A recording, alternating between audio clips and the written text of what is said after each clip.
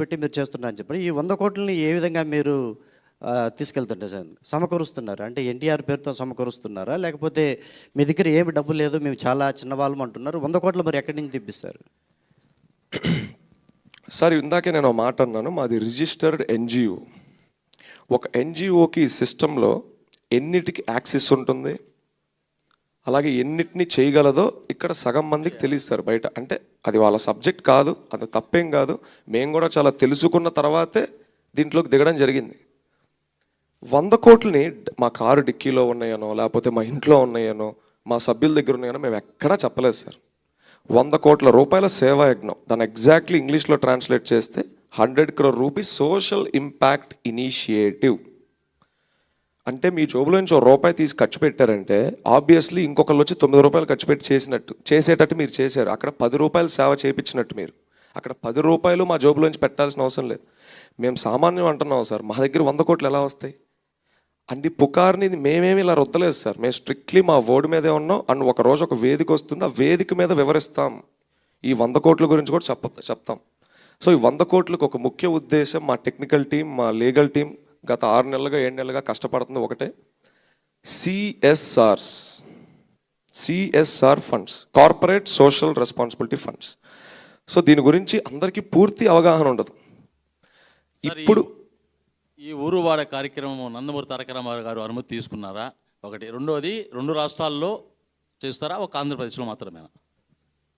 Sir మాకు వాస్తవానికి మంచి పనికి ఎవరు పర్మిషన్ అవసరం లేదని మేము బలంగా నమ్ముతున్నాం. కానీ నేను మన ఇంటర్వ్యూలో కూడా మాట అన్నాను, అన్నా మేము మా హీరో గారికి మేము ప్రతిదీ వివరించుకొని ఇవ్వండి. ఒక్కసారి రోడ్డు మీద నడుచుకుంటా వెళ్ళిపోయే ఒక అభిమాని, ఒకప్పుడు కథలు చెప్తున్నాను మీకు, జరిగినవి ఇవి. రోడ్డు మీద నడుచుకుంటా వెళ్ళే ఒక అభిమాని హీరో ఇంటి ముందాగి హీరో గారి గేటు దగ్గర ఒక 2-3 రోజులు అలాగే కూర్చుంటే హీరో గారు బయటకు వచ్చి ఫోటో ఇచ్చి వెళ్ళినటువంటి వ్యక్తి మా రామారావు గారు.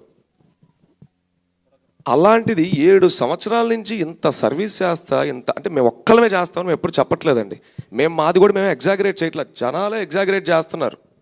మేము కామ్గా సోషల్ మీడియా పోస్టర్ వేసుకొని వెళ్ళిపోయాం, జనాలే దాన్ని ఇక్కడ దా తీసుకొచ్చారు. సో అలాగా చిన్న అభిమాన్ని కూడా కలిసే మా రామారావు గారు ఇన్ని సంవత్సరాలుగా మేము ఇంత కష్టపడుతుంటే మమ్మల్ని ఎందుకు కలవట్లేదు? మేము ఆయన్ని కలిసి మొరపెట్టుకొని, అన్న మేము ఇంత కష్టపడుతున్నాం మీ గురించి, ఇలా ఒకటి అనుకుంటున్నాం, ఇది చేస్తే బాగుంటుందా లేదా ఒక్కసారి చూడండి అన్న, మా వయసు చాలా చిన్నది, మాకెవరు గైడెన్స్ లేరు, మాకు మేమే తడబడుకుంటా కింద పడతా లేస్తా చేస్తున్నాం అని చెప్పాలని ఎప్పటి నుంచో ఉందండి. కానీ అవకాశం ఎందుకు రావట్లేదో మాకు కానీ, మా కోర్ కమిటీ సభ్యులకు కానీ, మా తల్లిదండ్రులకు కూడా ఎప్పుడు నాకు అది అర్థం కాని ప్రశ్న. కాబట్టి అనుమతి తీసుకోవడం అంటే ఇదే సార్. మంచి పనికి అయితే అనుమతి లేదు, ఆయనే స్టార్ట్ చేయమన్నారు, అందుకే చేసాం. అంటే ఒక నిమిషం, ఇది ఎప్పుడు స్టార్ట్ అయింది మీ ఎన్జిఓ అనేది? సార్ యాక్చువల్గా ఎన్జిఓ కంటే ముందు ఒక చిన్న ఫ్యాన్ క్లబ్గా స్టార్ట్ అయింది 2020 కోవిడ్ ఫస్ట్ వేవ్లో. ఒక 6 నెలలకి మాకంటూ ఒక సపరేట్ ఇంట్రెస్ట్ చూపిస్తున్నారు ఆడియన్స్ మా కంటెంట్కి. దాన్ని ఎన్జిఓగా చేంజ్ చేద్దామని అనుకున్నాం. ఎన్జిఓగా చేంజ్ చేయగానే ఫస్ట్ ప్రోగ్రామే 50 ఊర్లో చేసాం, ఆంధ్ర, తెలంగాణ, కర్ణాటకలో. ఎందుకంటే ఆ టీం కూడా ఎగ్జైట్ అయ్యారు మా కాన్సెప్ట్కి.